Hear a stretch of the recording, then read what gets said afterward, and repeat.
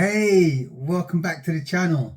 This is Salampana. This is the Bible, a synopsis.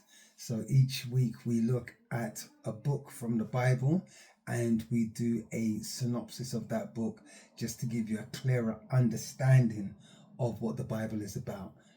Today we're looking at the book of Joshua. I think this is about episode 8. It's exciting. It's getting exciting. Why? Number one, because we have officially left the law and we've now moved into the prophets. So if you know anything about the Bible as a whole, you have an old covenant and you have a new covenant. So just to do a refresher for those of you who haven't been with us, from the beginning, the Bible is broken down into many different sections, but the main two is the Old Covenant and the New Covenant. The Old Covenant and the New Covenant, also known as the Old Testament and the New Testament. Okay, the Old Testament is broken down into sections. The Old Testament is broken down into the law and the prophets. What we've been looking at so far is the law.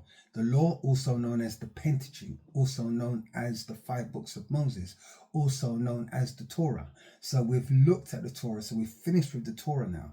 And we have finished with the Pentateuch. We are moving from the law to the prophets. Okay, so the law is done. We're moving into now the prophets. Now, as I said before, if you have certain types of people who are born in Israel or from Israel or who follow the Jewish law and traditions, they are finished. The Holy Book finishes here. Okay, the Torah that's it. There is nothing else. Some Jews will recognize the law and the prophets, and then obviously there are some who will also recognize the law, the prophets, and also the new covenant. But this is a big step because we have now left the law, moving into the prophets. So today we start with the book of Joshua. So get your writing implements. Yes, get your pens, your papers, your notepads. We are going to and we're going to be digging in. So I'm going to be starting with I'm going to be reading through my notes. As I read through my notes, you should be taking notes and we should be learning together. Okay, right, so let's look at the book of Joshua. Okay, the book of Joshua chronicles the journey of the Israelites and their entry into the promised land after wandering in the wilderness for 40 years. It begins with Joshua, who is Moses' successor. He is assuming leadership of the people of Israel, and with God's commissioning Joshua to lead the people after Moses' death. That's what the book starts with. So the book of Joshua is God speaking to, commissioning Joshua to take over the children of Israel after Moses has passed on. Okay, Joshua is told over and over again by God, be strong and be courageous. God assuring him, I will be with you. Be strong and be courageous. I will be with you. The book of Joshua then recounts the preparations for the crossing of the Jordan River. What I find phenomenal is the way when God says to Joshua that I am going to exalt you in the sight of the people, he does this miracle. But the miracle he does with Joshua is the same miracle that he did with Moses. Almost like God saying, watch, I'm going to show them that you are the successor of Moses. We see the whole Israelite community crossing the Jordan River. We see here God doing practically the same miracle done in Egypt with Moses to lead the people out of Egypt into the wilderness. We now see the same miracle being done here with Joshua to lead the people out of the wilderness into the promised land.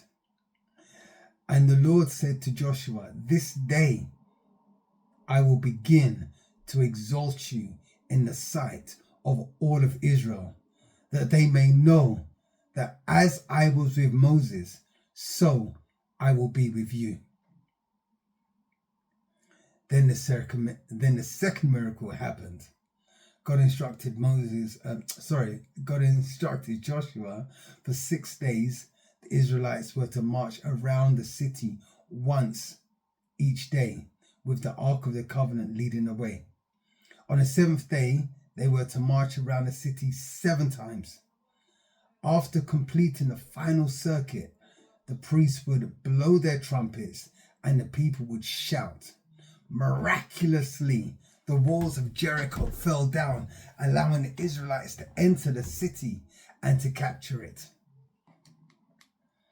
The fall of Jericho is the first battle that Israel won. After this, Joshua recounts how the Israelites conquered the land, winning over key battles, including the defeat of various Canaanite kings. Even though the Israelites were instructed to thoroughly wipe out the inhabitants, we see God's faithfulness and mercy to a prostitute and her whole family because she hid spies in her home, even though it could have cost her her life. Joshua is tasked with reinforcing the importance of faithfulness and obedience to God and to his laws, as well as the allocation of cities of refuge. As the Israelites conquer the land, Joshua also delegates the territories among the 12 tribes of Israel, establishing their inheritance in Canaan. The book ends with Joshua saying goodbye while still urging the people to remain faithful to God and to his covenant. The end of Joshua marks the beginning of a new chapter in the history of Israel as a nation. And this has been Joshua. Thank you.